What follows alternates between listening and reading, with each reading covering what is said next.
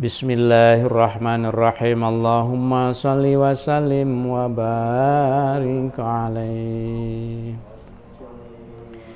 Maulaya salli wa sallim daiman abada ala habibika khairil khalqi kullihim. Lam yahtalim qattu taha mutlaqan abada wa ma tatha'aba aslan fi mada zamani. Maulaya sholli wa sallim daiman abada ala habibika khairil khalqi kulli. Minhu dawabu falam tahrab wa ma waqa'at dubabatun abadan fi jismihil hasani. Wa sallim daiman abada ala habibika khairil khalqi kulli. Bi khalfihi ka amamin ruyatun sabatat wala yura athru baulim minhu fi alani. Wa sallim daiman abada ala habibika khairil khalqi kulli. Wa qalbuhu lam yanam wal ainu qad na'asat wa la yara dhillahu fi syamsi dhu fatani. Daiman abada ala habibika khairil khalqi kulli. Katfahu qad alata qauman idha jalasu indal wiladati sifya dhabi mukhtatani. Maulaya sholli wa sallim daiman abada ala habibika khairil khalqi kullihim. Hadhil khasaisu fahfadha takun amina min syarri nari wa surraqi wa min mihani. Maulaya sholli wa sallim daiman abada ala habibika khairil khalqi kulli. Ya Rabbi bil Mustafa balligh maqasidana waghfir lana ma madha ya wasi'al karami. Huwal habibul ladzi turja syafa'atuhu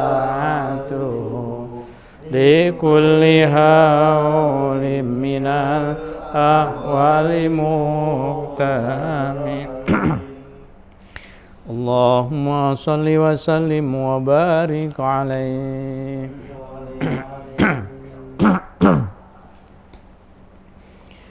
Bismillahirrahmanirrahim. Assalamualaikum warahmatullahi wabarakatuh. Alhamdulillahirabbil alamin wassalatu wassalamu ala sayyidina Muhammadin wa ala alihi wa ashabihi ajmain. Asyhadu an la ilaha illallah al-malikul haqqul mubin, wa asyhadu anna Muhammadan abduhu wa rasuluh shadiqul wa'dil amin. Rabbi shrah li sadri wa yassir li amri wahlul 'uqdatam min lisani yafqahu qawli.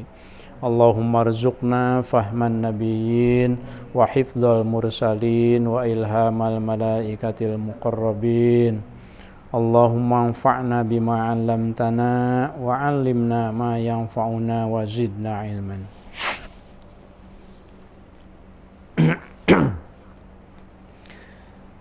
Jamaah alhamdulillah pada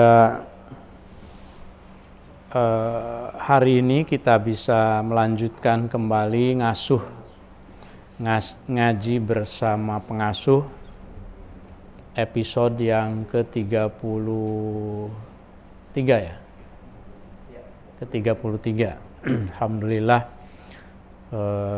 sudah panjang perjalanan kita membacakan kitab Bidayatul Hidayah karangan Imam Al-Ghazali. Para jemaah sekalian, mungkin bagi yang pertama bergabung atau mungkin lupa lagi, saya ingatkan ngasuh ini adalah program mingguan setiap hari Kamis di Pesantren Al-Hamidiyah. Kita membacakan kitab Bidayatul Hidayah karangan Hujjatul Islam Abi Hamid Al-Ghazali yang disertai dengan syarahnya, komentarnya kitab Muraqil Ubudiyah karangan Syekh Muhammad Nawawi Al-Jawi Al-Bantani At-Tanari. Jadi ulama dari Banten ya, ulama Nusantara asal Banten, memberikan penjelasan tentang kitab Bidayatul Hidayah ini.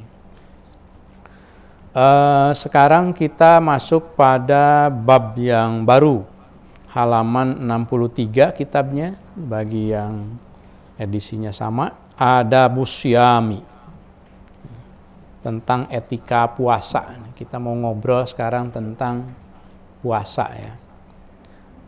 Meskipun kalau Ramadan masih lama, tetapi puasa yang dibahas di sini nanti ada puasa tahunan, ada puasa bulanan, ada puasa mingguan.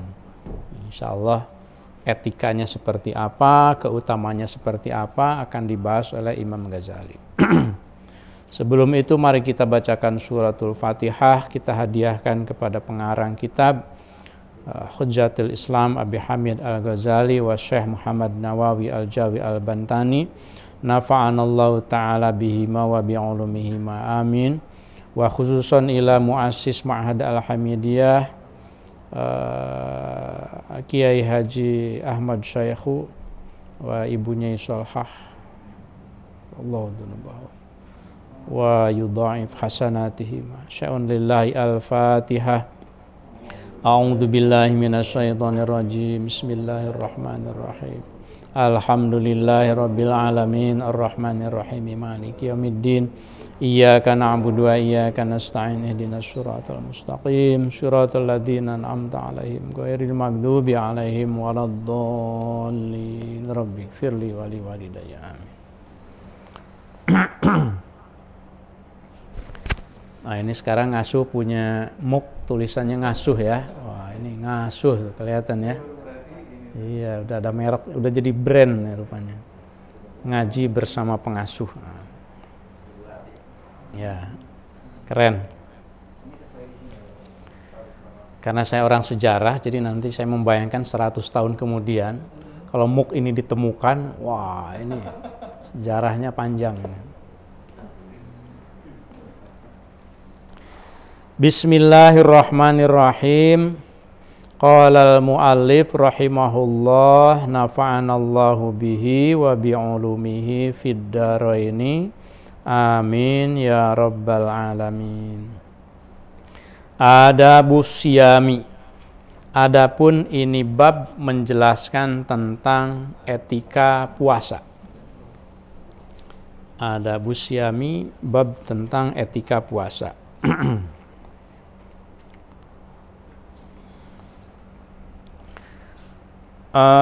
Siam, kadang-kadang juga saum, ya. Ada makna tersendiri sebetulnya di dalam Al-Quran kata asyam dan saum itu, tapi kita mungkin tidak ulas di sini kapan-kapan.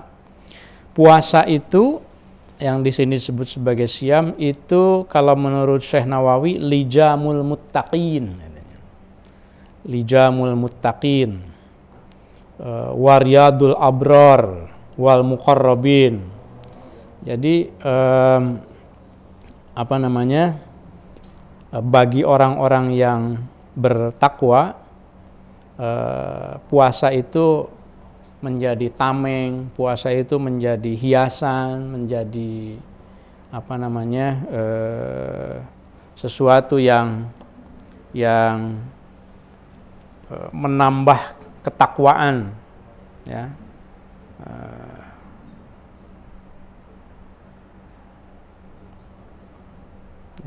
Sebentar.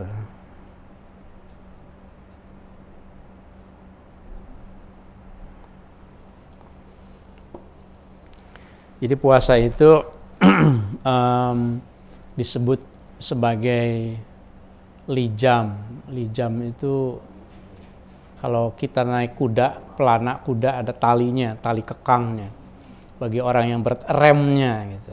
Puasa itu semacam rem bagi orang-orang yang bertakwa, sebagai hiasan juga, sebagai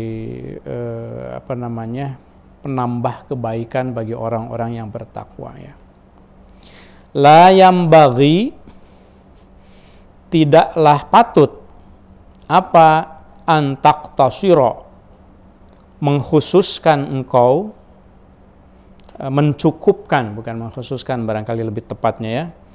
La yambaghi, tidaklah patut apa antaqtasira, mencukupkan engkau ala saumi syahri ramadhana, pada puasa bulan Ramadan saja. Tidak cukup itu. Cukuplah saya puasa bulan Ramadan penuh kok, tidak cukup. Puasa bulan Ramadan saja. Fatatruka, kemudian engkau meninggalkan at-tijarata. Asal kata tijaro itu perdagangan, bisnis, urusan gitu.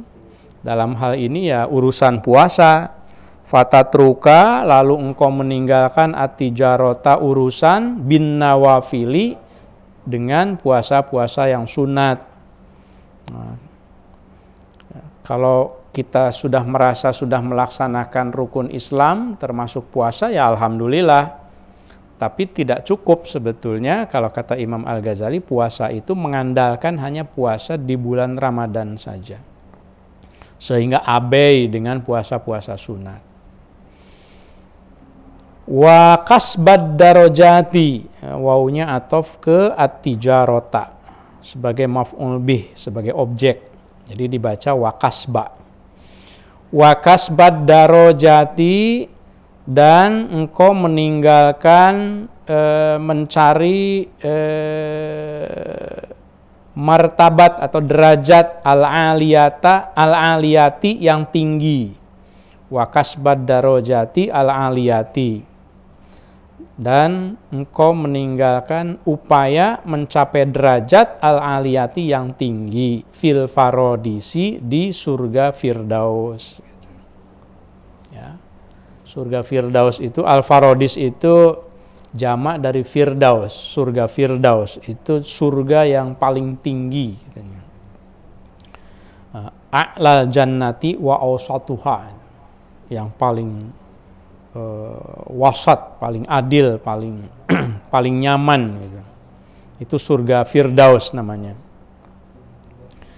Tidak ada surga yang lebih tinggi dari surga Firdaus. Tempat bagi orang-orang yang takwa. Al-amiruna bil ma'ruf wan nahuna 'anil munkar. Gitu. Surga Firdaus. Kalau engkau hanya mengandalkan puasa Ramadan lalu meninggalkan puasa sunat dan meninggalkan untuk mencapai derajat yang tinggi,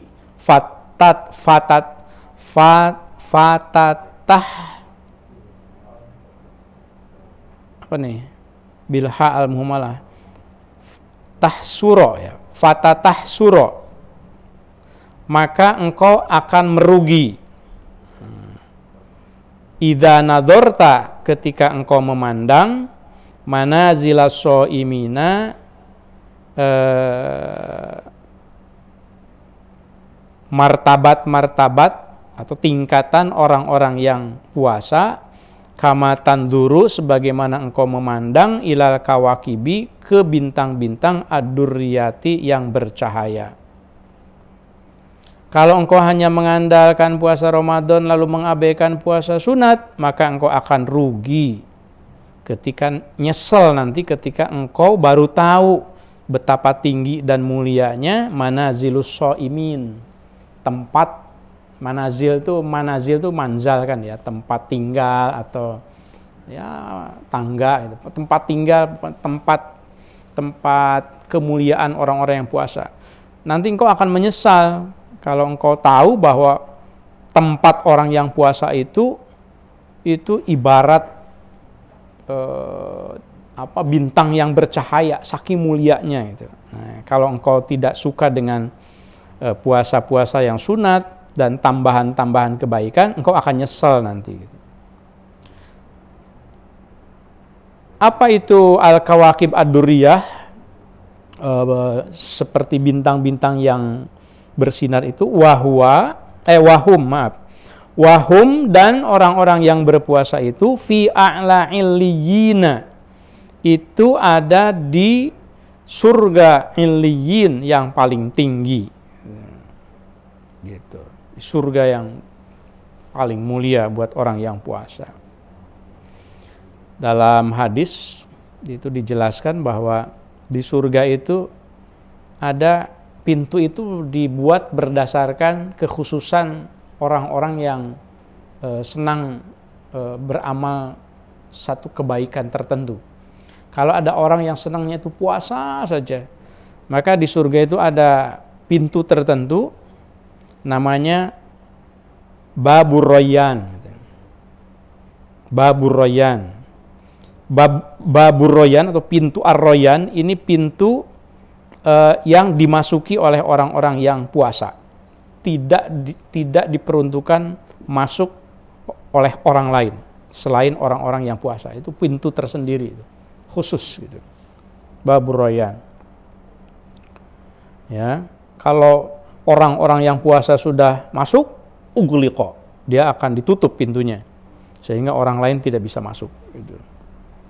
Ada lagi di surga itu, kata Syekh Nawawi, pintu namanya pintu ad-duha.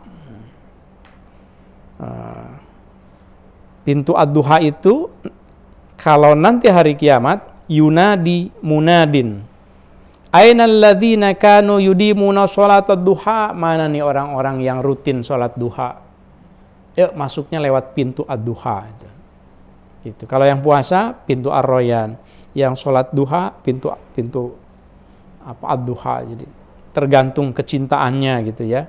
Meskipun bisa jadi yang puasa juga ya sholat duha juga kan. Jadi itu kehendak dari Allah. Syukur-syukur, alhamdulillah kalau seandainya kita bisa melaksanakan semuanya. Jadi nanti di akhirat dipanggil, mana orang-orang yang sholat duha, senang sholat, hadza babukum, ini pintu kalian nih, masuknya lewat sini. Kira-kira begitu dikatakan. Ada lagi Syekh Nawawi menjelaskan, selain dari pintu buat orang yang puasa itu, di surga itu ada juga yuqalu lahu al-farah. Jadi pintu yang disebut al-farah. Al-farah itu kebahagiaan sebetulnya. Nah, pintu kebahagiaan ini, pintu al-farah ini, la yadkhulu minhu illa mufarrih as-sibyan. Yang masuk ke surga melalui pintu al-farah itu hanya orang-orang yang itu senang sekali membahagiakan anak-anak gitu. Kalau lihat anak-anak tuh bawaannya, aduh, pengen ngasih ampau gitu. Nah, gitu. Iya, ngepelin, gitu. Ngepelan. Kalau bahasa Sunda ngepelan. Kalau Betawi angpau ya, angpau. Saya ingat aja dulu waktu kecil itu, saya punya bibi almarhumah ya. Itu saya ingat ya, kalau bibi itu datang, adik bapak saya ke rumah, itu pasti ngepelin 100 rupiah. Oh, waktu itu ya tahun berapa ya? 70-an 80 lah. Ya 70-an, karena saya kalau 80 saya udah ke pesantren kan, 80. Ya, sampai usia SD ya, SMP masih lagi. Pokoknya dikepelin gitu. Itu saya berkesan sekali. Bahagianya itu luar biasa. Nah, saya juga ingat sama ya. Waktu kecil dikasih, pasti ketemu encing ini dikasih 5.000. Wah, dikasih encing 5.000 ya. Udah naik ya zamannya. Nah, jadi itu adalah orang yang mufarrihus sibyan namanya, orang yang membahagiakan anak-anak. Jadi marilah kita bahagiakan anak-anak. Salah satunya ya dengan ngasih ampau, tidak apa-apa gitu ya. Nah, siapkan saja uang-uang kecil nih. Apalagi besok Alhamdulillah mau ziarah Wali Songo ya. Siapkan uang kecilnya, ampaunya buat anak-anak. Gitu. Itu namanya pintu apa tadi? Babul farah ya, pintu kebahagiaan. Jadi intinya ya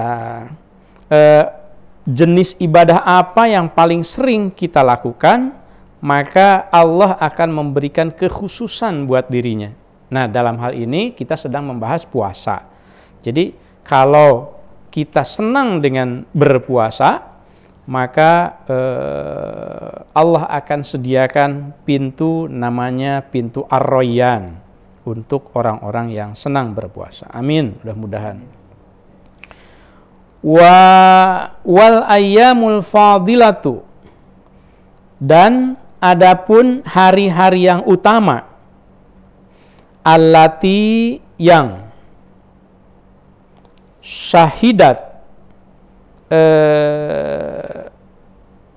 bersaksi atau membuktikan apa al-akhbaru, hadis-hadis Nabi, bisyarafiha, tentang keutamaannya, wa fadliha, dan keutamaannya, kemuliaannya, wa bijazalatit thawabi, dan atas adanya balasannya, fi siyamiha, dalam puasa terhadap hari-hari itu.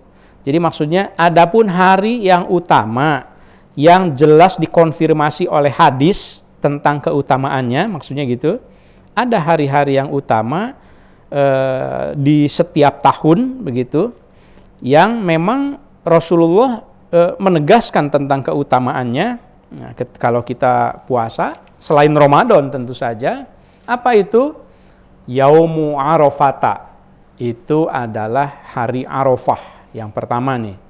Yaumu Arafata itu hari Arafah. Jangan membacanya Yaumu Arafatin ya, walaupun itu mudhof ilaih. Yaumu Arafata.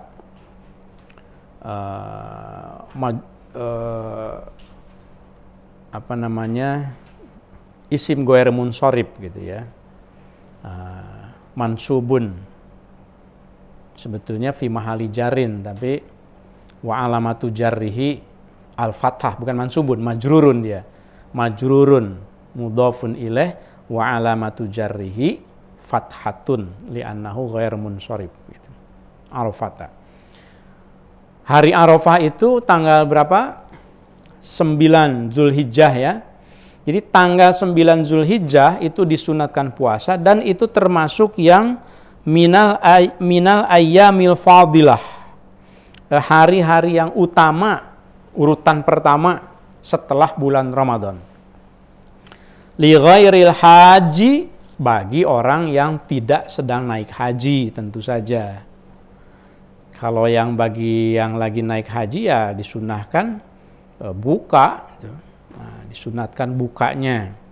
Walaupun khilaf para ulama, maksudnya berbeda pendapat. Kalau ke Arafahnya datang malam 9 misalnya gitu ya, tarwiyah itu, ya ada sebagian ulama yang mengatakan bisa saja puasa begitu. Tapi sunat puasa di sini terutama kata Imam Al-Ghazali li ghairil haji.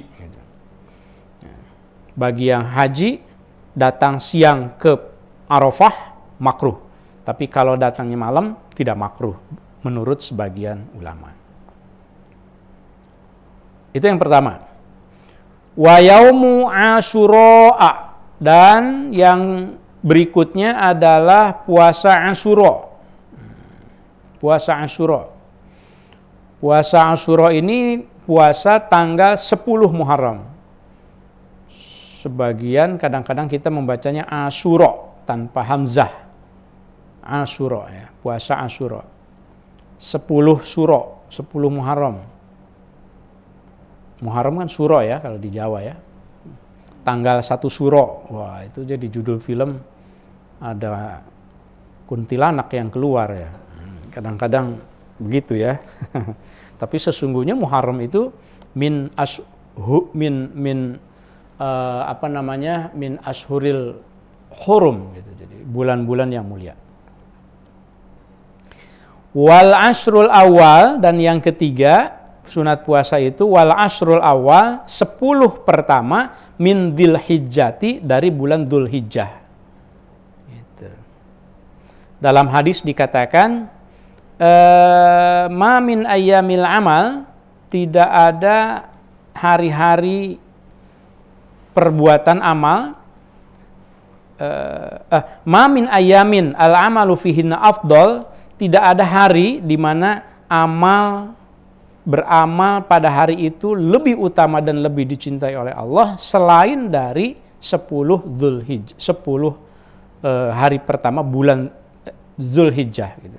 Min ayyami asri Dzulhijjah gitu. Itu punya keutamaan tersendiri.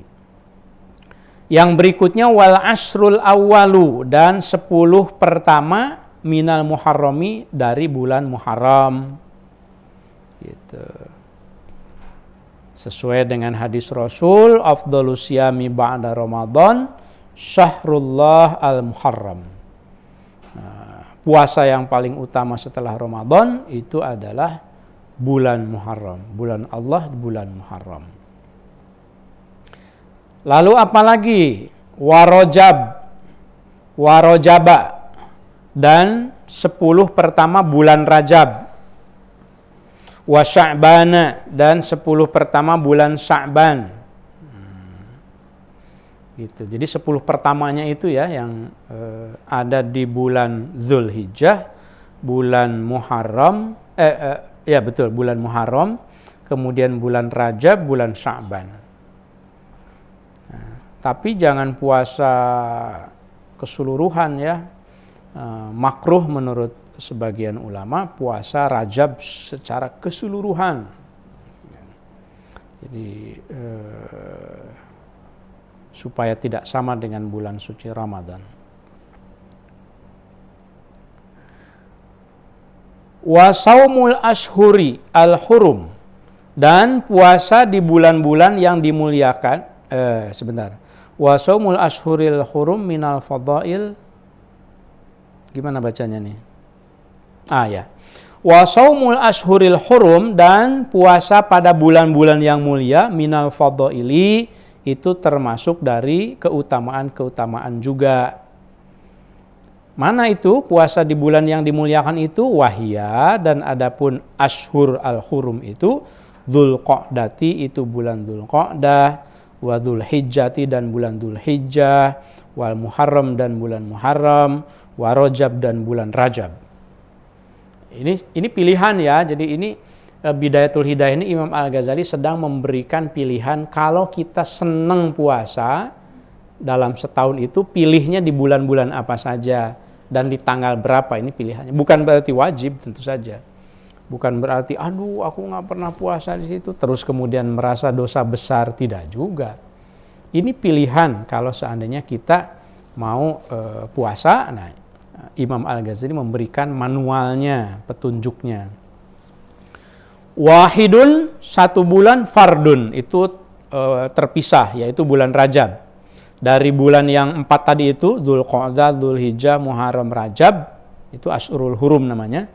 Itu wahidun fardun, 1 bulan itu menyendiri, tidak berurutan maksudnya. Rajab kan. Wa salasatun sardun, dan 3 bulan yang lainnya itu berurutan, mutatabi'atun. Iya kan? Muharram, Safar, Rabiul Awal, Rabiul Akhir, Jumadil Awal, Jumadil Akhir, Rajab, Rawah itu maksudnya Sya'ban. Rajab, Sya'ban, Ramadan, Syawal, Dzulqa'dah, Dzulhijjah, ya kan? Dzulqa'dah, Dzulhijjah, Muharram itu berurutan gitu ya. Sementara Rajab terpisah tersendiri. Itu maksudnya wahidun fardun, salasatun sardun. Wa amma fi syahri, tadi kan ada yang kelewat. Wa hadhihi, dan hari-hari yang tadi diceritakan ini, hari-hari yang utama puasa, fis sanati itu puasa dalam 1 tahun. Maksudnya dalam jangka 1 tahun, hari-hari yang utama puasa itu yang tadi disebutkan. Bagaimana kalau bulanan? Nah, kalau yang bulanan, wa amma fi syahri, dan adapun hari-hari yang utama di dalam 1 bulan, fa awwalus syahri, maka yang pertama itu adalah awal bulan. Wa awsatuhu, dan yang keduanya tengah bulan.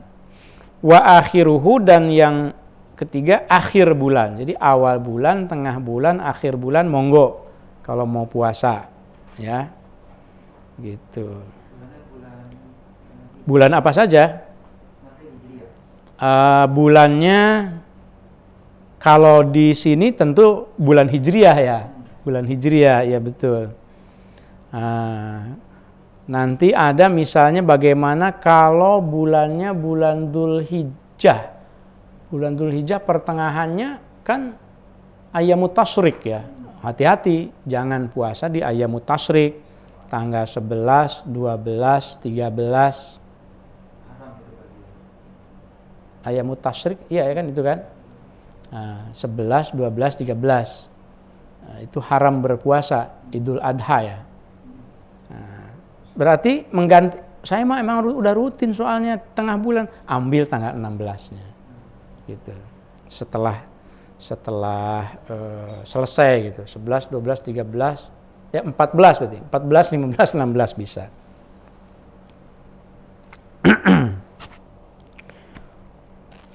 Wal ayyamul fi syahri fa awwalus syahr wal ayyamul bid, dan yang berikutnya hari-hari bid, ayyamul bid. Nah, ayyamul bid ini yang tadi 13-an itu. Wahya, dan adapun ayyamul bid ats-tsalitsu asyara itu adalah tanggal 13, war rabi'u asyara dan 14, wal khamisu asyara dan 15. Muharram, Hijriah, betul pertanyaan Pak Zen. Kalau ini sebetulnya ukurannya itu adalah tanggal Hijriah ya. Nah, sementara yang di tanggal Zulhijjahnya diganti Ayyamul Bid ini. Saya udah biasa puasa tanggal 13, 14, 15, Ayyamul Bid namanya kan. Tapi untuk Zulhijjah jangan, karena tanggal 11, 12, 13 itu adalah Ayyamut Tasyrik, tidak boleh berpuasa itu. Maka diganti. Nah, diganti ya dengan hari ke 16 atau hari sesudahnya. Hari sesudah dari yang diharamkan. Itu yang bulanan ya, yang bulanan. Bagaimana yang mingguan? Wa amma fil usbu'i, dan adapun hari-hari yang utama puasa di dalam seminggu, fayaumul itsnaini, maka itu hari Senin, wal khamisi, dan hari Kamis, wal jumu'ati, dan hari Jumat. Hari Jumat. Tapi kemarin sudah dibahas kalau hari Jumat tidak boleh menyendiri, hanya Jumat saja. Tetapi harus dibarengi dengan Kamis atau Sabtunya gitu. Kalau hari Jumat.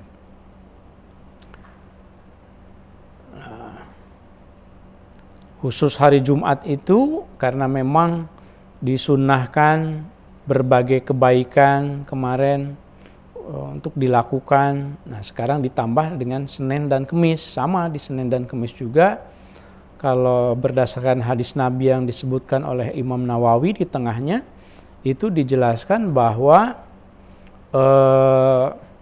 Nabi itu sangat mendorong puasa Senin Kemis karena apa? Innahuma yaumani tu'radu fihima al-a'mal. Hari Senin dan Kamis itu hari di mana diperlihatkan pada hari itu amal-amal kita. Maka kata Rasul, aku ingin sekali ketika amalku diperlihatkan itu aku sedang puasa gitu. Fa ahabbu ayyu rada amali wa ana shaim gitu. Oleh karenanya puasa Senin Kamis. Banyak ya yang suka puasa Senin Kamis. Ada juga yang motivasinya karena kesehatan, punya masalah mungkin kalau makan tidak teratur itu badannya tidak sehat, tidak enak. Ketika puasa enak, ya sudah manfaatkan saja hari-hari yang al-ayyam al-fadilah itu. Niatkannya itu bukan niat untuk diet gitu, bukan. Walaupun kenyataannya ada impaknya, ada dampaknya ke diet gitu. Tapi niatnya itu niat ihya'ul ayyamil fadilah, menghidupkan hari-hari yang mulia gitu. Nah, harinya sudah disediakan baik mingguan, bulanan maupun tahunan gitu. Nah, ini manual puasa nih dari Imam Al-Ghazali. Gitu. Kemudian berikutnya fatukaffiru, maka menghapus itu puasa yang mana nih? Ya, fatukaffiru maka fatukaffiru atau fatukfaru. Mungkin fatukfaru ya. Fatukfaru maka dihapus atau ditutupi. Kifarat. Fatukfaru maka ditutupi apa? Dunubul usbu'i, puasa dalam seminggu itu, bisaumil isnaini dengan puasa Senin, wal khomisi dan puasa Kemis, wal jumu'ati dan Jumat.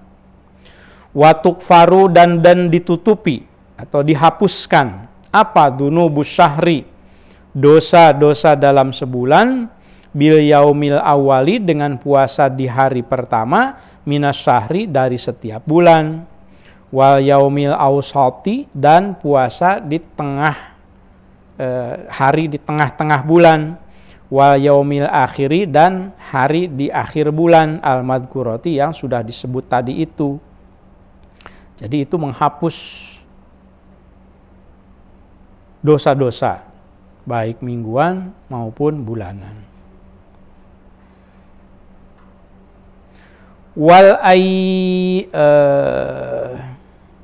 Sampai mana tadi ya? Oh, ada kelewat ya saya ya. Ya, saya ulang sedikit. Watukfaru dan dihapuskan, ditutupi apa? Dunubus syahri, dosa-dosa bulanan, bil yaumil awali dengan puasa di hari pertama, minas syahri dari setiap bulannya, wal yaumil awsati dan dengan puasa di tengah bulan, wal yaumil akhir dan puasa di akhir bulan, wal ayyamil bidi dan puasa di hari-hari ayyamul bid, yaitu tanggal 13, 14, 15. Watukfaru dan dihapuskan atau ditutupi apa? Dunubus sanati, dosa-dosa dalam 1 tahun. Dosa-dosa kan pasti banyak ya. Dosa kecil minimal gitu pasti ada. Mingguan, harian jangan-jangan ada juga ya. Aduh. Ya Allah, astagfirullahaladzim. Wa tukfaru dan ditutupi apa? Dunubus sanati, dosa-dosa setahun, tahunan, bisyami hadhil ayami dengan puasa hari-hari yang disebutkan ini. Di bulan Muharram, di Dzulhijjah, Dzulqa'dah, Dzulhijjah, Muharram dan Rajab yang tadi itu untuk yang tahunan ya. Wal ashuril madhkurati dan di bulan-bulan yang sudah disebutkan tadi. Kok tidak ada puasa 6 hari Syawal ya? Nah, memang Syekh Nawawi di sini memberi komentar. Imam Al-Ghazali tidak membahas di sini tentang puasa 6 hari di bulan Syawal. Nah, oleh karenanya Syekh Nawawi menambahkan bahwa puasa tahunan itu ditambah, yaitu puasa 6 hari di bulan Syawal setelah selesai Syawalnya tentu saja. Nah, sesuai dengan hadis, man shoma Ramadhana, barang siapa yang puasa bulan Ramadan, summa atba'ahu sittan, kemudian menambahkan 6 hari dari bulan Syawal, kana qasyamid dahri, itu sama seperti puasa 1 tahun katanya pahalanya, ya.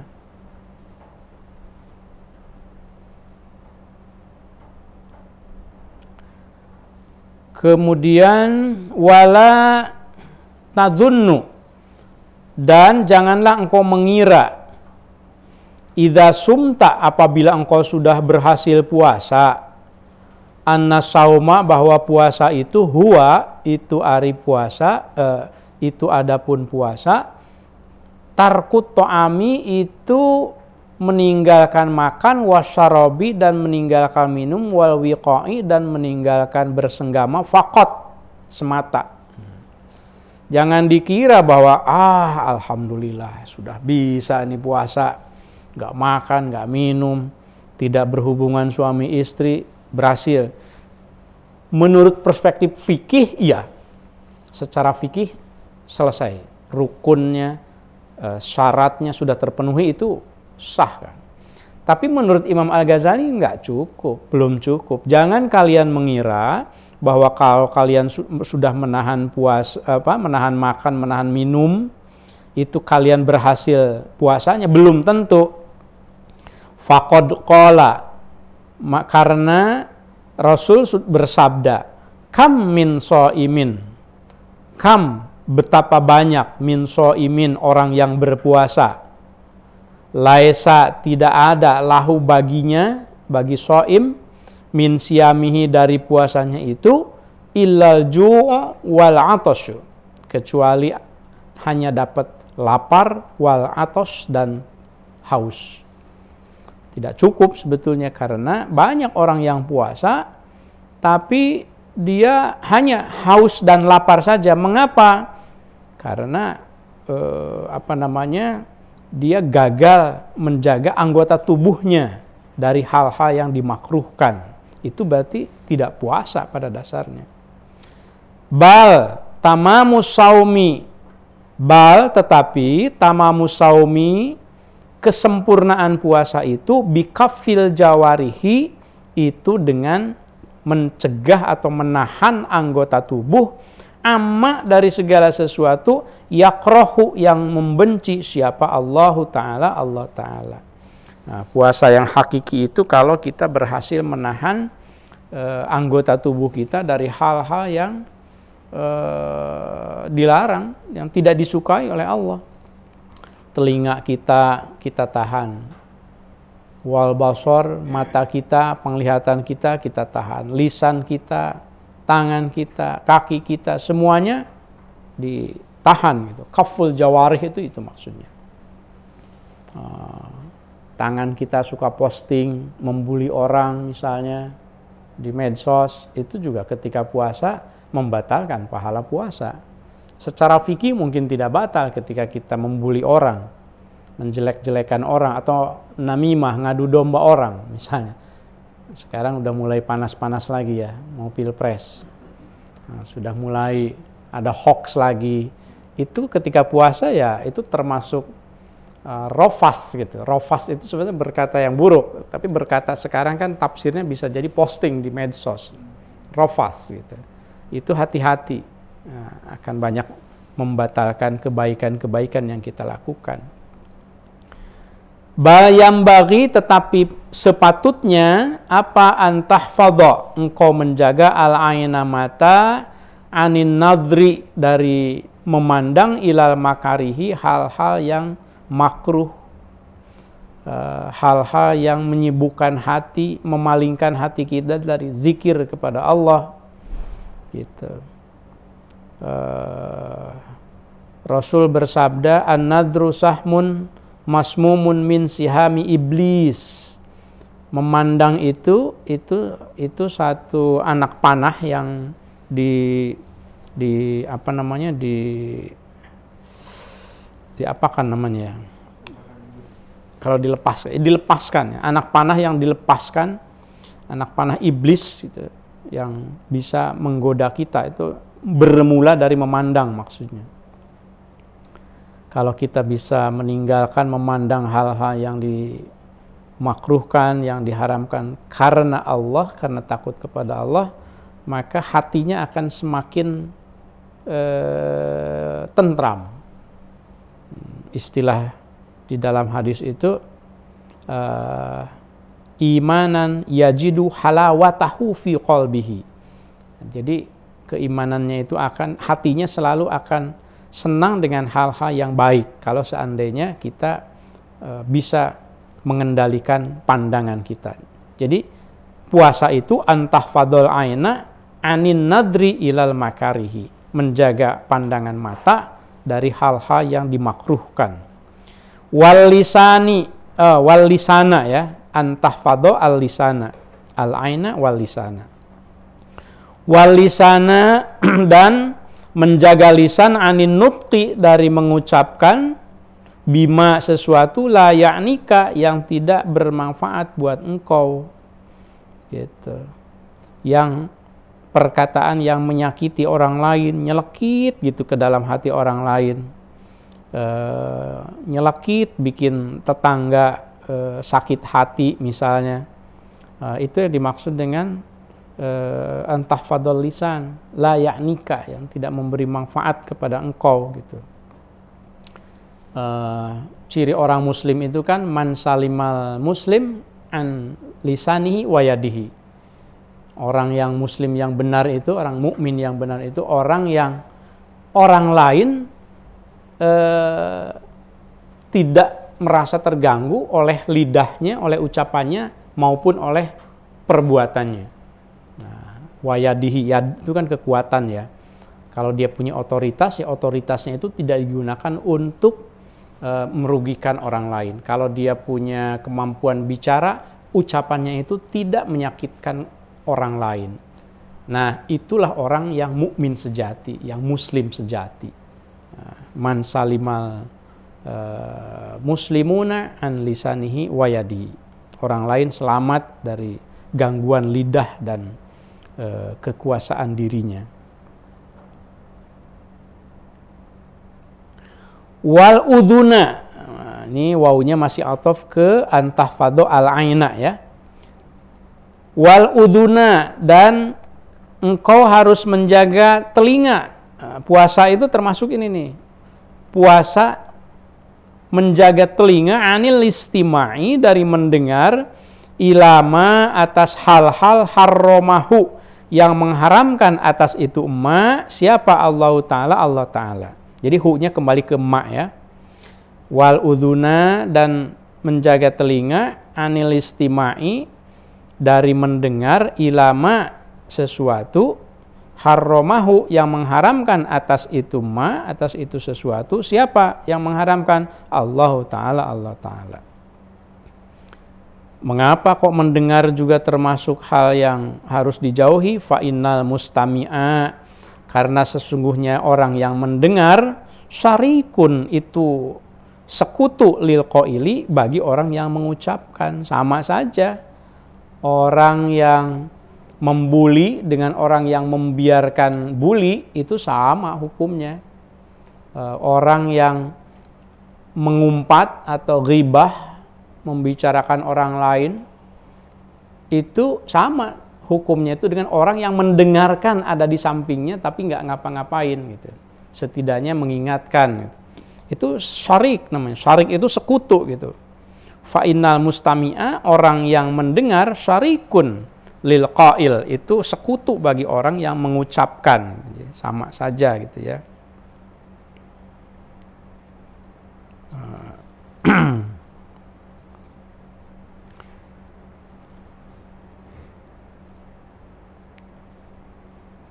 Wahwa, dan siapa nih ahwa nih? Wahwa dan orang yang mendengar, al-mustami, wahwa dan adapun orang yang mendengar keburukan itu, ahadul mughtabina, itu salah satu orang yang berghibah juga gitu. Jadi diam karena diam ketika mendengar orang yang ghibah itu sama seperti dirinya itu berserikat melakukan ghibah juga gitu. As-sukut 'alal ghibah haramun. Mendiamkan ghibah itu haram hukumnya. Berarti harus apa? Harus mengingatkan. Karena al-mughtab, kata Nabi ini, al-mughtabu wal mustami'u syarikani fil itsmi. Al-mughtabu orang yang ghibah, membicarakan keburukan orang lain, wal mustami'u dan orang yang mendengarnya, syarikani itu dua-duanya itu bersekutu fil ismi dalam sebuah dosa. Sama saja. Berat ya kayaknya ya. Apalagi gibah itu, nikmat bener deh kayaknya kalau udah ngomongin tuh. Si Anu kemarin gitu, iya. Kadang-kadang kita terpancing gitu, iya. Memang ini banget itu, ininya itu, pakaiannya itu ini banget, pakaiannya dikomentarin. Kemarin malah begini, wah ditambahin lagi gitu. Sepatunya dia ngomongin, padahal tuh kakinya itu, nggak cocok banget deh pokoknya. Ya Allah, astagfirullah ya. Mudah-mudahan kita di pesantren terhindar dari yang gitu-gitu ya. Karena diingatkan terus kan oleh lingkungan kita, oleh anak-anak kita, oleh santri. Masa gitu udah pakai ngaji gitu tapi masih gitu. Berat deh, tapi ya dengan ngaji mudah-mudahan terkurangi lah gitu. Yakin deh saya, termasuk saya sendiri deh, pasti suatu ketika itu pernah gitu melakukan gibah gitu ya. Nah, tapi ketika kita punya remnya, ini gibah ini kita selesai gitu. Tentu kalau konteks tertentu ketika misalnya kita mahkamah, kita menghakimi, kita sedang menilai, bisa jadi itu bukan gibah gitu ya. Ada konteksnya gitu. Kecuali gitu. Ini mah tanpa ada apa-apa, ngopi ngariung gitu tiba-tiba ngomongin keburukan. Gibah itu kan kalau keburukannya itu benar gitu, memang terjadi pada orang itu gitu, itu gibah namanya. Misalnya orang ini memang secara fisik itu memang ada kekurangan, misalnya diomongin kekurangan fisiknya, yaitu gibah.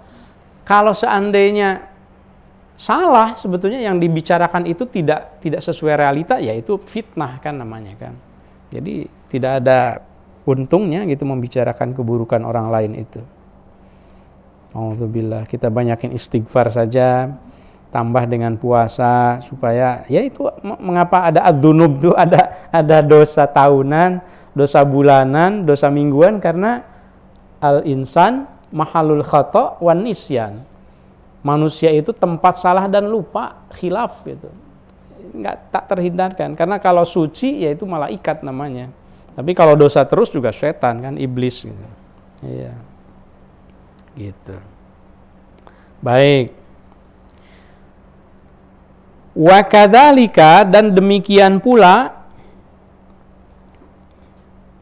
mana nih?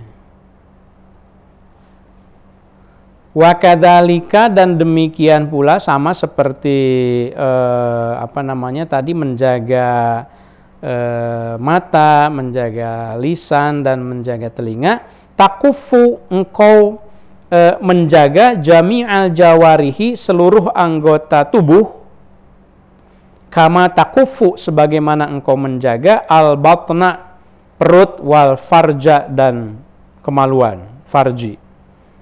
Nah, maksudnya termasuk puasa itu juga menjaga seluruh anggota badan, ya, dan juga menjaga perut supaya tidak dipenuhi seluruh hasrat syahwatnya, karena perut itu kadang-kadang kemauannya makan terus. Itu kan dengan puasa kan juga nahan, wal farja, dan juga qadha'i syahwatiha, kebutuhan biologis itu juga ditahan dengan puasa kan. Fafil khobari, karena ada di dalam hadis, ya, diriwayatkan oleh Imam Jabir, Rasulullah Shallallahu Alaihi Wasallam bersabda, Allahumma sholli wa sallim alaih, khamsun, ada 5 kata Rasul, yuftirna, yang membatalkan 5 hal ini, as-shaima, orang yang sedang berpuasa. Al-kidbu, yang pertama itu adalah berdusta, batal tuh puasanya kalau bohong. Wal ghibatu, dan yang kedua ghibah, membicarakan orang lain. Wan namimatu, dan namimah, mengadu domba orang lain. Wal yaminu, dan sumpah al-kadzibatu, yang bohong. Al-yaminul kadzibah itu sumpah palsu. Itu juga batal puasanya. Lagi puasa jadi saksi sumpah palsu karena dibayar misalnya, batal puasanya. Wan nadru, dan melihat bisyahwatin, dengan syahwat, itu juga batal puasanya. Waqala, dan bersabda Rasulullah, innamas saumu, sesungguhnya puasa itu junnatun, itu adalah tameng. Wiqayatun, junnah itu wiqayatun, penjaga itu. Tameng dari keburukan. Fa idza kana, maka apabila ada siapa ahadukum, salah seorang di antara kalian, shaiman, yang sedang berpuasa, fala yarfas. Rafasa yarfus. Fala yarfus. Maka janganlah ia rofas. Rofas itu berbicara yang buruk, rofas namanya. Wala yafsuk, dan janganlah ia berbuat fasik, keluar dari syariat. Wala yajhal, dan janganlah ia bertindak bodoh. Bertindak bodoh ya termasuk menyebarkan hoax segala itu, ya tindakan bodoh sekali. Apalagi kalau sudah tahu itu tuh hoax itu. Udah tahu hoax, tapi ini asik nih kayaknya kalau disebarin lagi nih. Memang asik sih kalau keburukan tuh biasanya gitu. Nah, itu orang bodoh namanya. Orang bodoh itu orang yang sudah tahu tapi ya tetap saja melakukan. Fa'idam ru'un, fa'in ya. Fa'inim ru'un, fa'in, maka kalau siapa, imru'un, seseorang, fa'inim ru'un, maka kalau seseorang, qatalahu, itu memerangi kepada fa inimruun qatalahu aw syatamahu falyaqul inni shaim. Fa in, maka kalau siapa imruun, seseorang, qatalahu, memerangi seseorang ini kepada orang yang puasa, aw syatamahu, atau mencaci seseorang ini kepada orang yang puasa, falyaqul, maka katakanlah,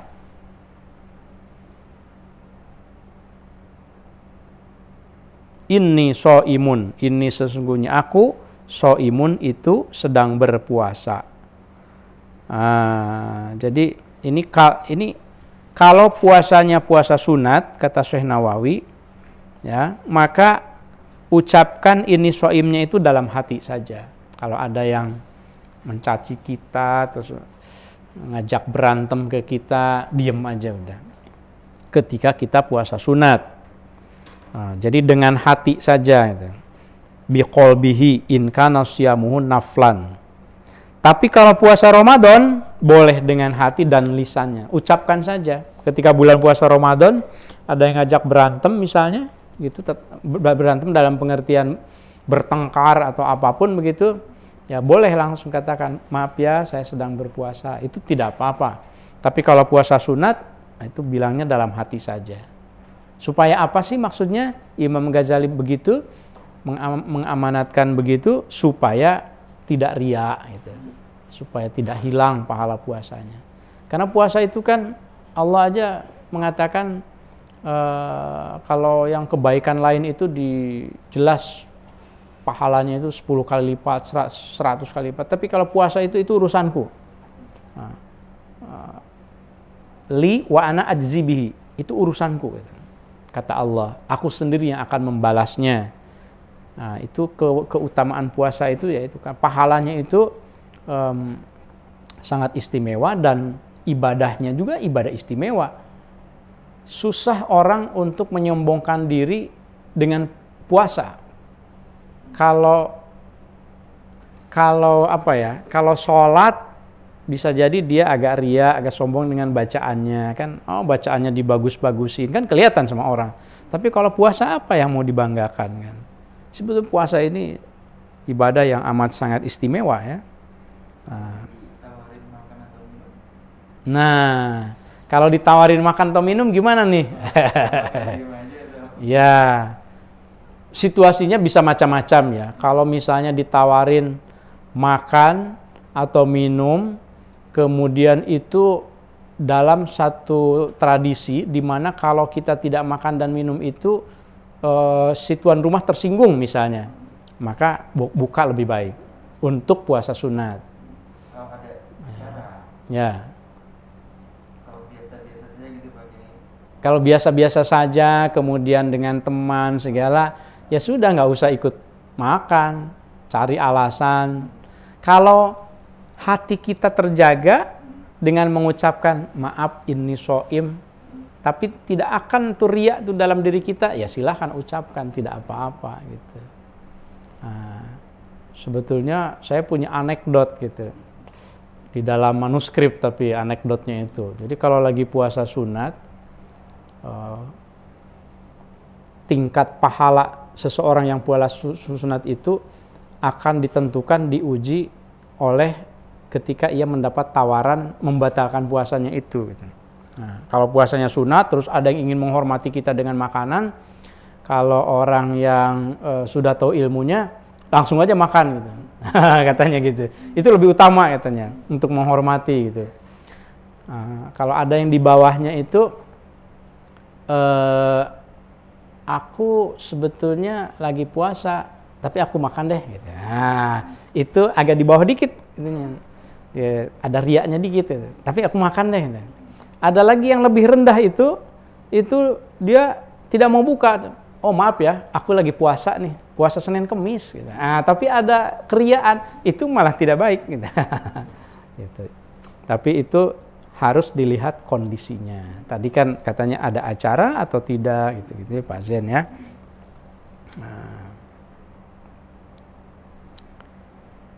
Fal yaqul inni shaim.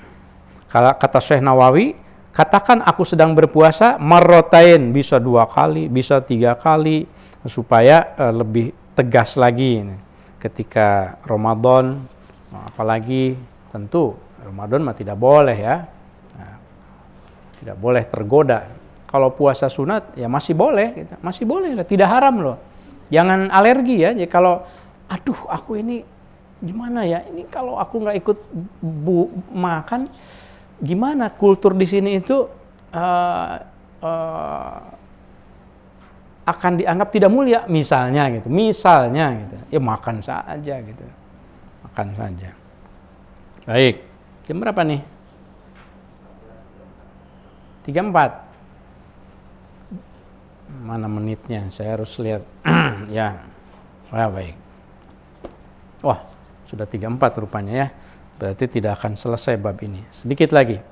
Tsumma jtahid, kemudian bersungguh-sungguhlah engkau tuftira, untuk berbuka engkau ala ta'amin, dengan makanan halalin, yang halal. Nah, nanti kalau sudah saatnya buka, tidak ada artinya puasa kalau buka puasanya itu dengan makanan yang haram. Makanan hasil mencuri, makanan hasil maksiat, ini nggak ada artinya. Puasa, tapi bukanya pakai hasil korupsi misalnya. Waduh, itu nggak ada artinya. Antajtahid antuftiro ala ta'amin halalin. Wala tastaksir, dan janganlah engkau memperbanyak. Maksudnya memperbanyak makanannya. fatazida, sehingga engkau bertambah, menambah alama atas apa-apa takuluhu yang engkau memakan itu hidangan, kullalailatin, setiap malam. Maksudnya jangan dirapel gitu ketika puasa itu, bukanya itu la tastaksir, jangan menambah porsi, karena kan ini puasa, siang kan nggak makan. Oke, berarti pagi, siang itu dirapel, di malam hari banyak makan. La tastaksir, itu tidak baik. Fala farqo, maka tidak ada bedanya, idzas taufaita, apabila engkau melakukan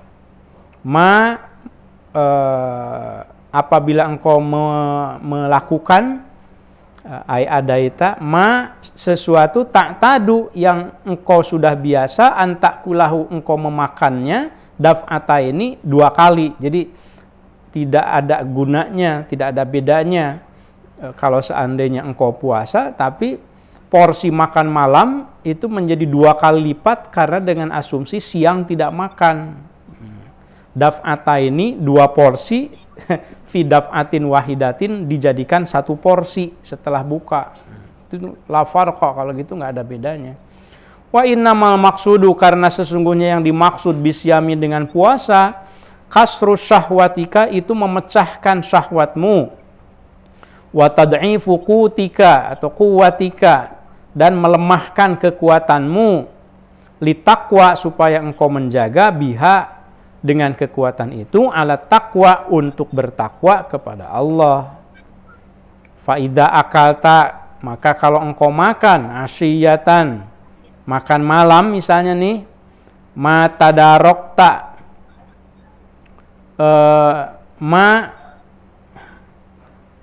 makanan tadarokta yang engkau jumpai, bihi, dengan makanan itu, sesuatu, fataka, yang luput sesuatu itu dari engkau, dohwatan, pada masa pagi, pada masa duha, fala faidata, maka tidak ada faidah fi saumika, dalam puasa engkau. Jadi maksudnya ya yang tadi ya, jadi tujuan puasa itu kan menahan syahwat, melemahkan nafsu, supaya kita bisa lebih bertakwa kepada Allah. Jadi kalau engkau makan malam asyiyah, memakan makanan yang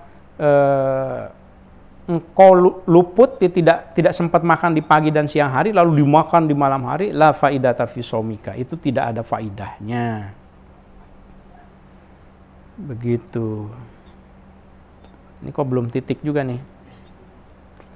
Wa qad saqulat, dan telah berat, alaika, bagi engkau, apa maidatuka, perut engkau. Kalau begitu jadi berat perutnya.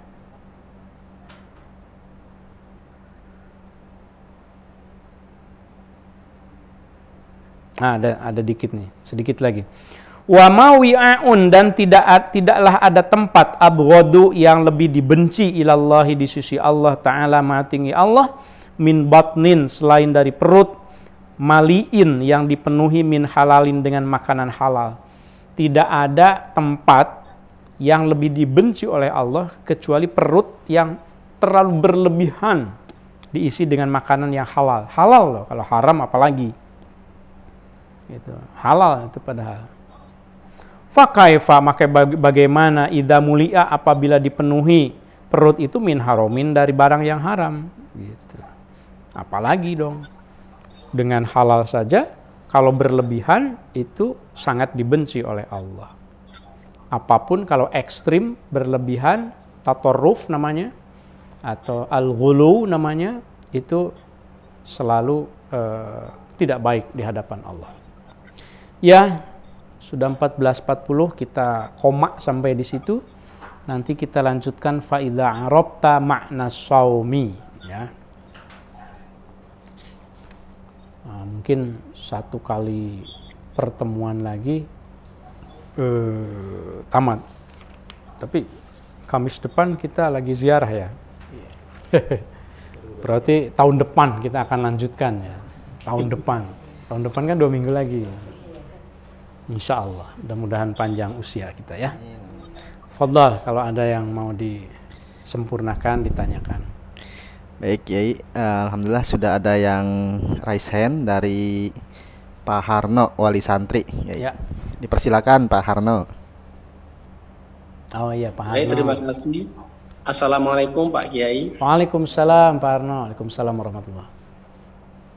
Baik, terima kasih kajian pada sore hari ini mengenai puasa sunat. Alhamdulillah ada beberapa hal yang ingin saya tanyakan Pak Kiai, karena ini puasa sunat kadang-kadang ada yang dua amalan sunat misalnya Pak Kiai, tapi mana yang lebih utama misalnya ini saya contohkan puasa sunat Senin Kemis misalnya Pak Kiai ya.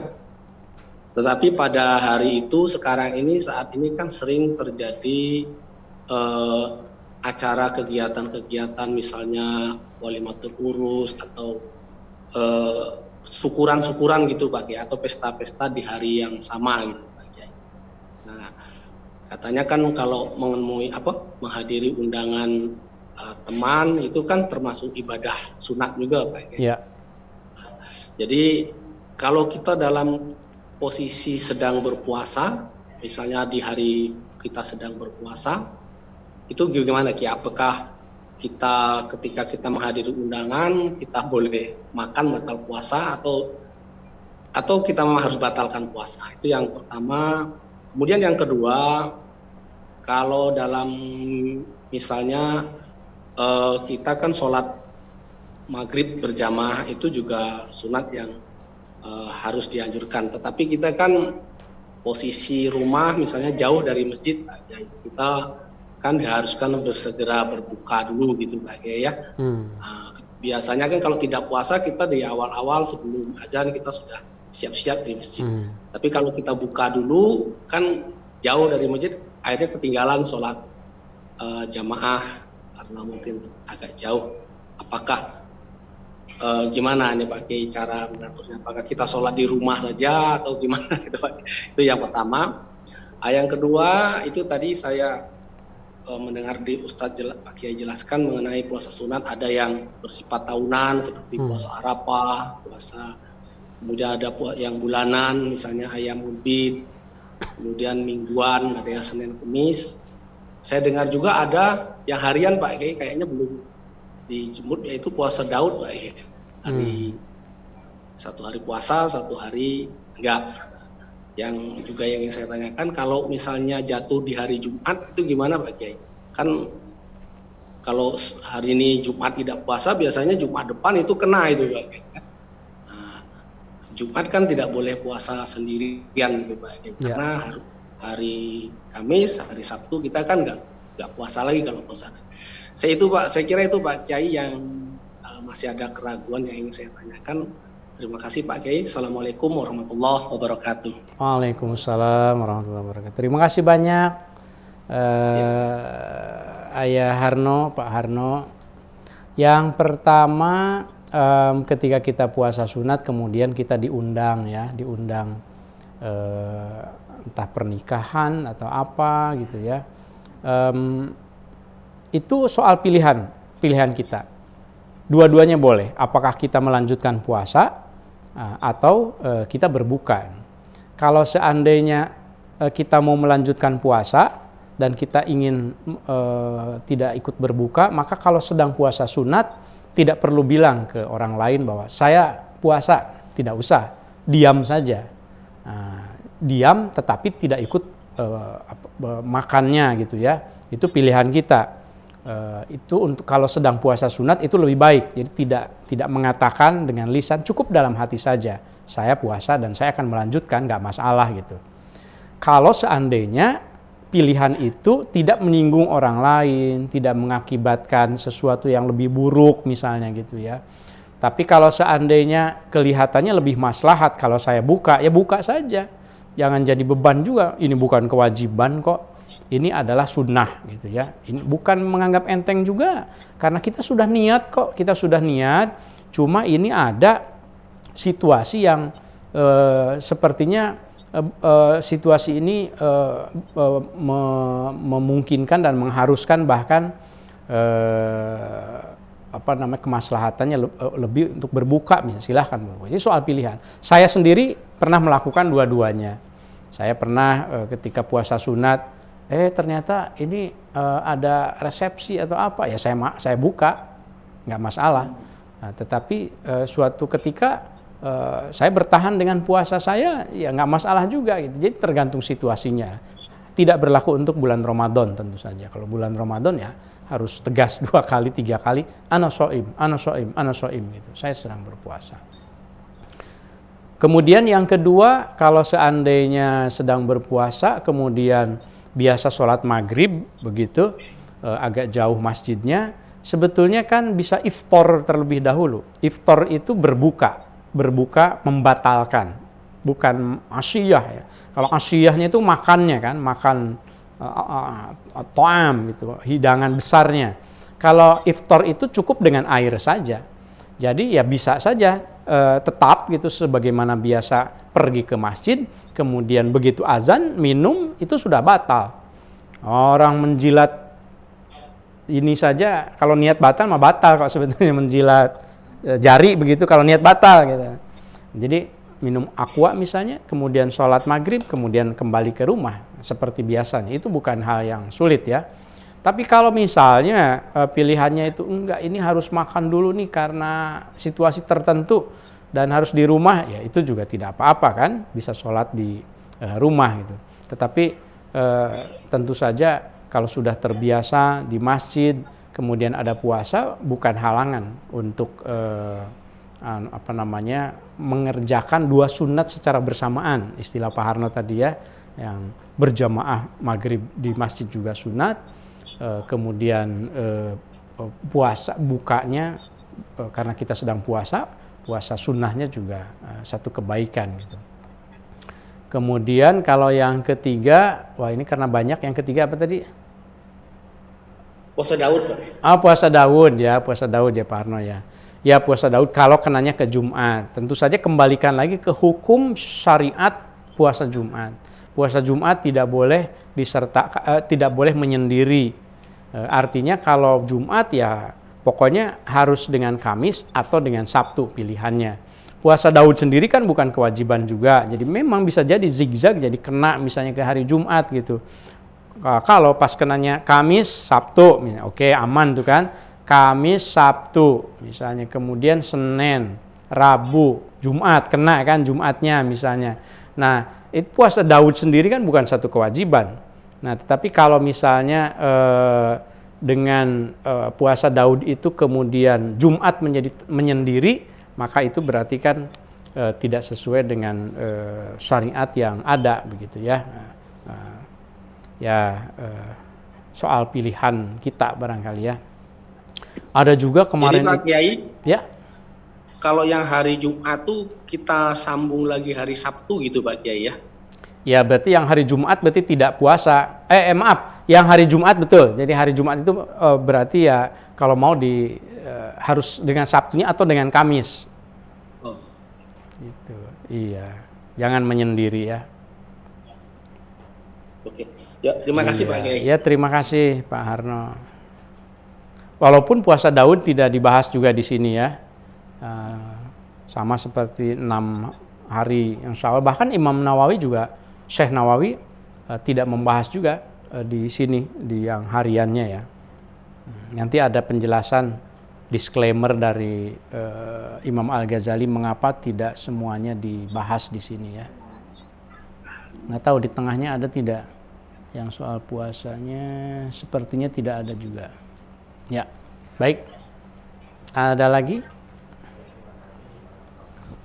Selanjutnya dari studio nih Kiai, ada Ustadz Komar. Oh ya, silakan. Bismillahirrahmanirrahim. Assalamualaikum warahmatullahi wabarakatuh. Waalaikumsalam. Yang kita hormati Ki Oman dan juga para jamaah baik yang offline maupun yang online. Di sini kita menyimpan 2 pertanyaan yang minggu kemarin Kiai gitu. Yang pertama, mungkin kita di masyarakat kita kan maklum ada pernikahan gitu. Nah, ketika pernikahan itu pasti ada tata rias yang bedaknya itu nggak nembus ke kulit, seperti itu, airnya nggak nembus ke kulit. Nah gitu, itu saya pernah dapat pertanyaan seperti itu, dan mungkin jawaban saya nggak tahu benar apa salah seperti itu. Nah saya jawab waktu itu, kalau seperti itu ada dua siasat untuk mensiasati. Yang pertama, mungkin ketika kita dirias, kita wudhu terlebih dahulu, atau enggak nanti karena itu mungkin dalam kategori mudorot, maka kita boleh jamak dengan salat sebelumnya. Nah itu jawaban saya. Nah, saya meminta jawaban ke Kiai, apakah itu jawaban itu bisa dibenarkan atau tidak. Yang kedua, terkait salat Jumat kemarin kan tidak boleh berbicara. Nah ini kalau kita ngebalas chat WA, apakah itu dianalogikan ke bicara juga atau enggak pas waktu khutbah gitu? Karena kan kita cuma ketik-ketik aja. Kalau di kitab yang tadi dijelaskan Kiai kan fitnah sama aja dengan kita, walaupun dengan Facebook saya disamakan dengan berbicara gitu. Makanya ini kalau khutbah ini ketika kita balas chat WA, apakah itu disamakan dengan berbicara atau enggak gitu. Yang terakhir, ini mungkin dapat pertanyaan juga, cuma ini agak ngawur gitu. Hari kiamat itu kan hari Jumat, sedangkan setiap negara itu kadang beda-beda waktu. Sekarang kita Jumat, tapi di negara lain ada yang hari Kamis. Nah itu apa kiamatnya itu berbeda atau tetap nanti disamakan seperti itu?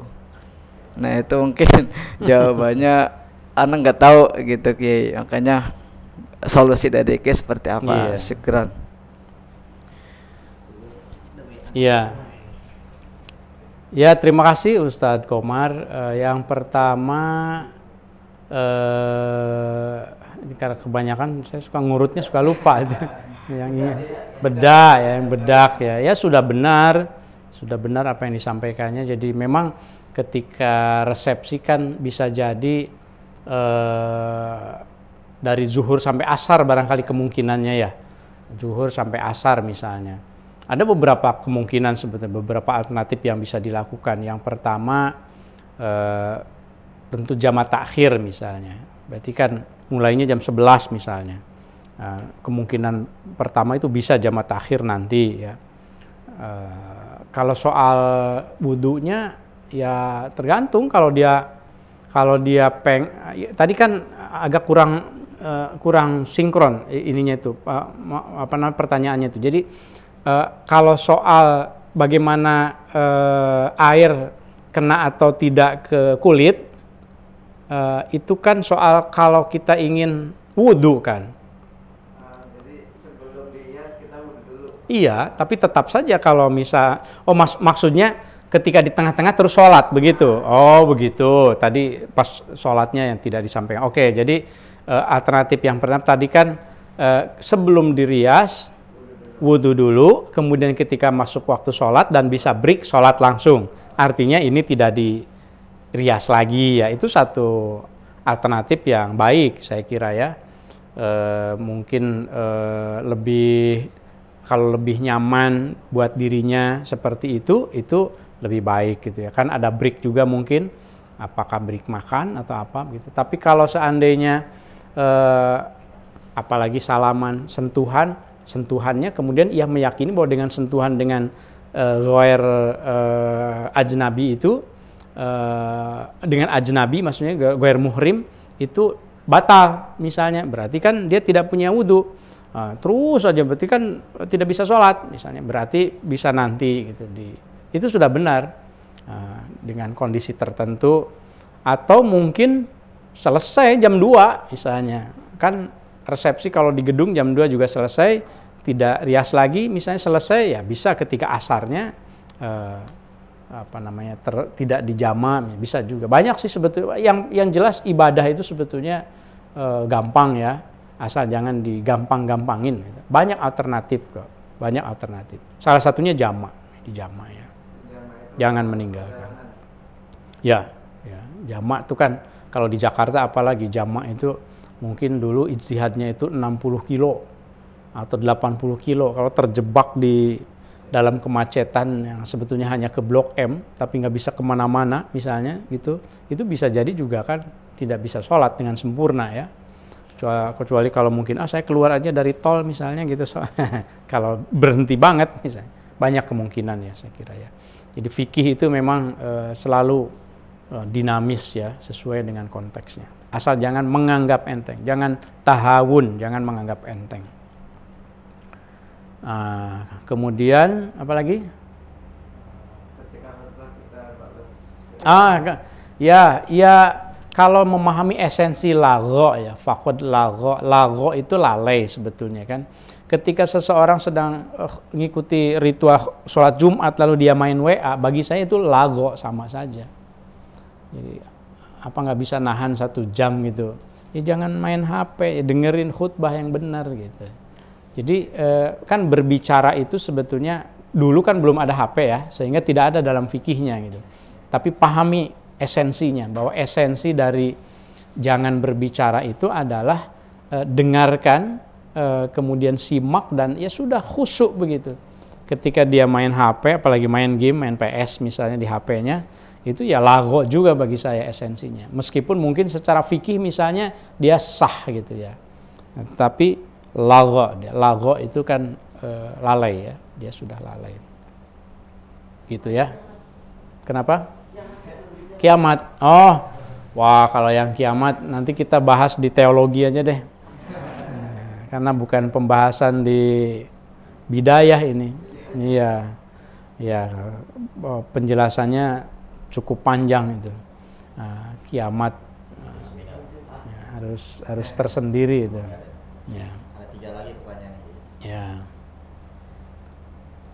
Masih ada kan? Ada 3 Oh, ada ya? Tuh. Panjang-panjang. Waduh, coba. Dari Ibu Mia, Assalamualaikum Pak Kiai. Waalaikumsalam. Bagaimana praktik curhat terdahulu dari umat kepada para nabi? Jika dikorelasikan dengan praktik curhat masa kini dengan ustadz atau kiai, apakah praktik curhat tersebut dikatakan ghibah? Dalam kurung, curhat identik dengan membicarakan orang lain. Pertanyaan antropologis nih. Ya, curhat kan tidak selalu membicarakan keburukan orang lain juga kan. Itu yang pertama. Bisa jadi membicarakan dirinya sendiri kan, curhat ya. Saya ingin mengatakan bahwa tidak semua curhat itu ada unsur gibahnya. Tapi kalau seandainya terpaksa di dalam curhat itu kita membicarakan seseorang begitu, maka seperti yang saya sampaikan tadi, dulu juga ada, kepada Nabi juga mengadukan seseorang, misalnya Sa'labah misalnya diadukan oleh para sahabat bahwa ini Sa'labah ini sekarang perilakunya beda dengan ketika dulu kalau habis sholat itu zikir, sekarang itu ia kikir ya. Nah itu kan juga membicarakan ini kan, ingin mendapatkan fatwa dari Rasul. Jadi ada konteksnya, ada konteks edukasi atau seperti yang tadi konteks keadilan, mencari keadilan, hukum misalnya bisa jadi membicarakan ya. Jadi harus dibedakan gibah dan bukan gibah itu. Dulu juga ada tentu saja para sahabat bertanya kepada Nabi tentang perilaku seseorang, kemudian Nabi menjelaskan. Kemudian sudah ya itu ya.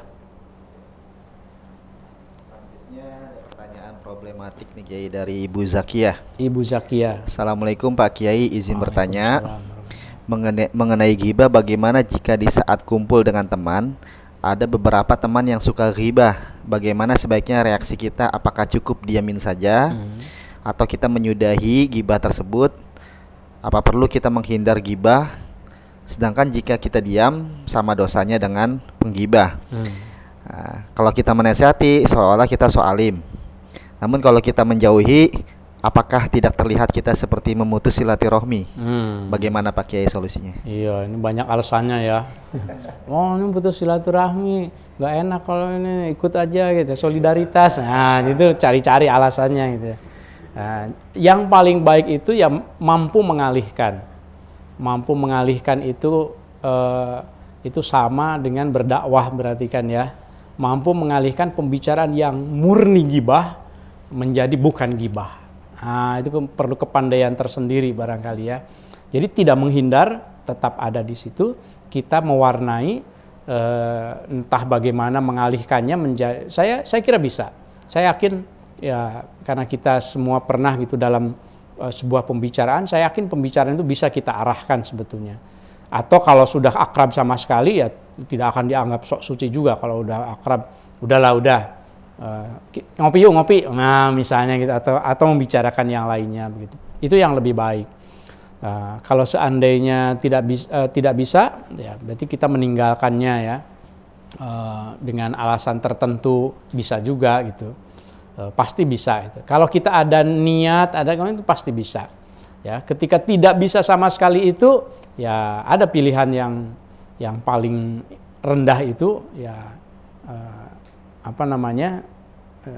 dengan hati yang menolak, tetapi itu adhaful iman gitu katanya.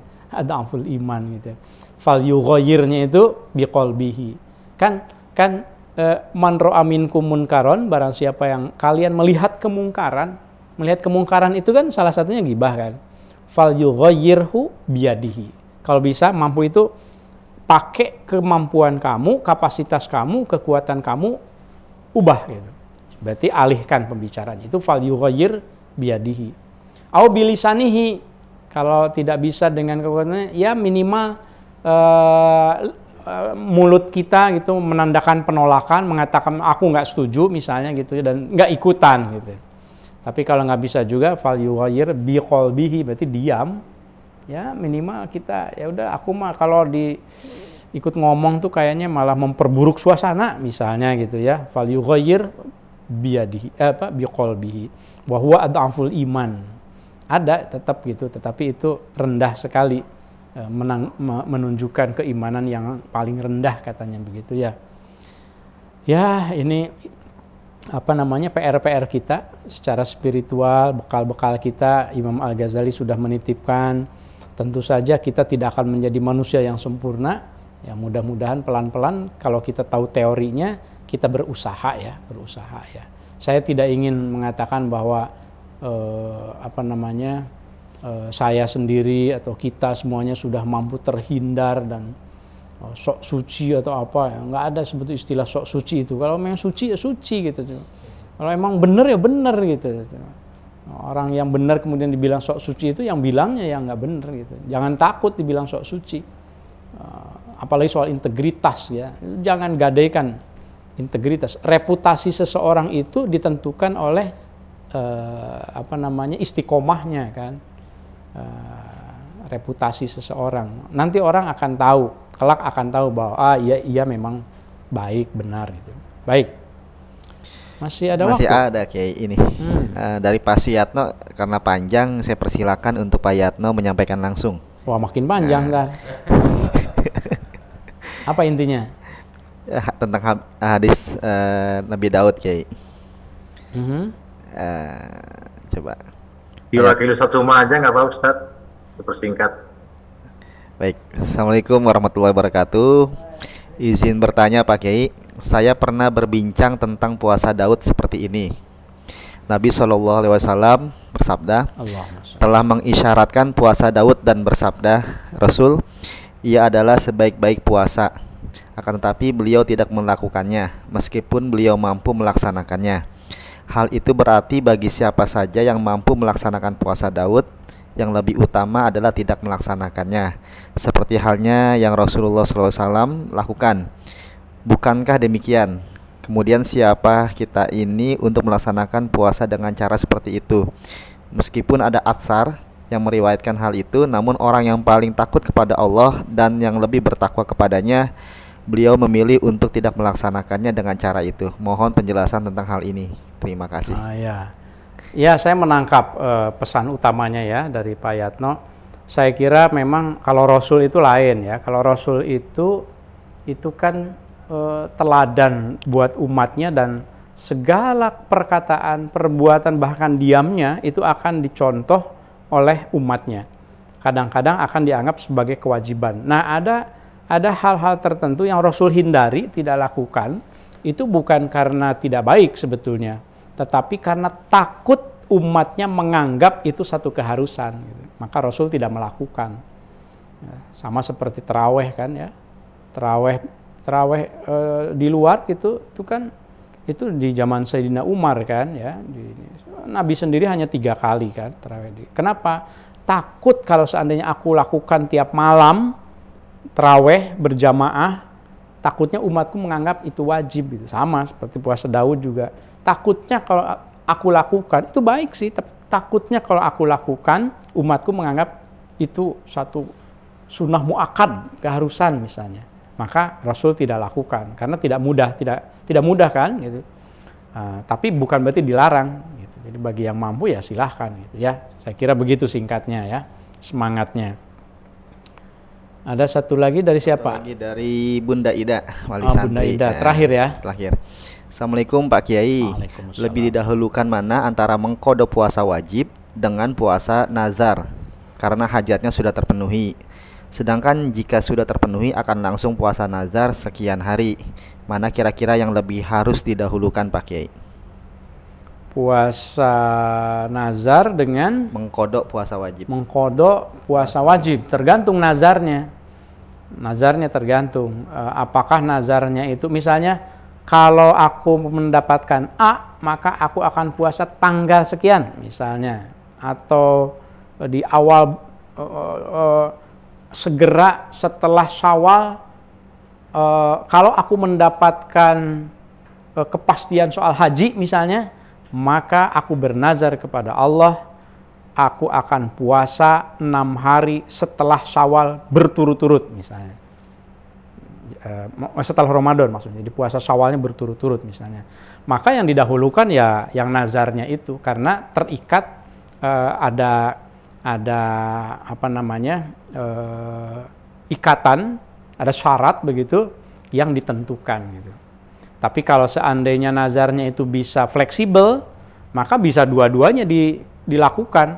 Apakah mengkodok dulu atau nazar dulu gitu ya. Kalau yang mengkodok malah tidak ada syarat apa-apa kan. Kalau mengkodok puasa itu bisa yang penting itu dari mulai Syawal sampai sebelum Ramadan lagi. Sebetulnya sampai Sya'ban itu bisa panjang waktunya. Tapi kalau nazar itu kan ditentukan waktunya. Nah, makanya dilihat saja nazarnya apakah ditentukan waktunya atau tidak. Tapi tidak ada keutamaan mana yang lebih utama, tidak. Yang penting itu nazar harus sesuai dengan apa yang dinazarkan. Gitu ya. Kalau melihat urutannya sih sebetulnya ya tentu mungkin yang nazar dulu. Kalau seandainya karena tidak fleksibel kalau nazar. Kalau yang qada fleksibel dari segi waktunya gitu.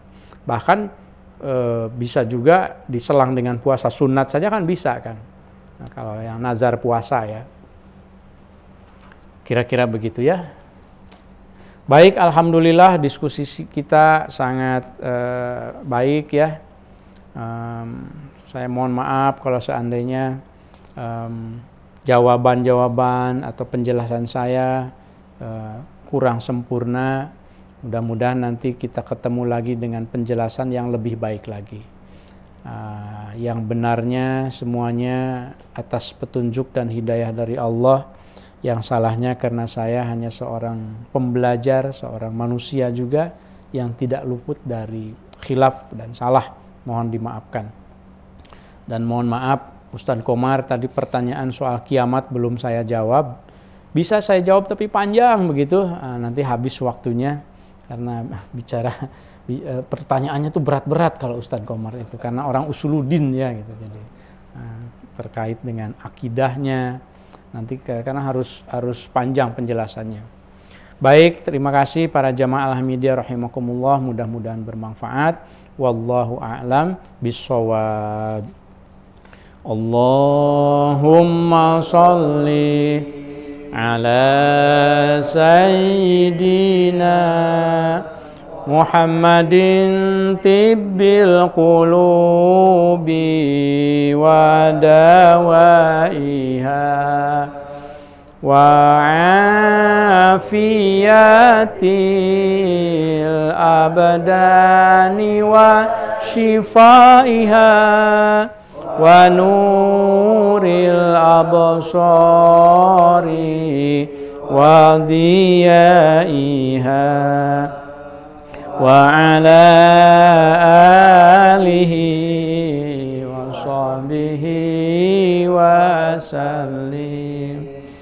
Allahumma sholli ala sayyidina Muhammadin tibbil qulubi wa dawaiha wa afiyatil abdani wa shifaiha wa nuril absari wa diyaiha wa ala alihi wa sahbihi wa sallim. Allahumma sholli ala sayyidina Muhammadin tibbil qulubi wa dawaiha wa afiyatil abdani wa shifaiha wa nuril absari wa diyaiha wa ala alihi wa sahbihi wa sallim. Allahumma sholli wa sallim wa barik alaihi. Assalamualaikum warahmatullahi wabarakatuh.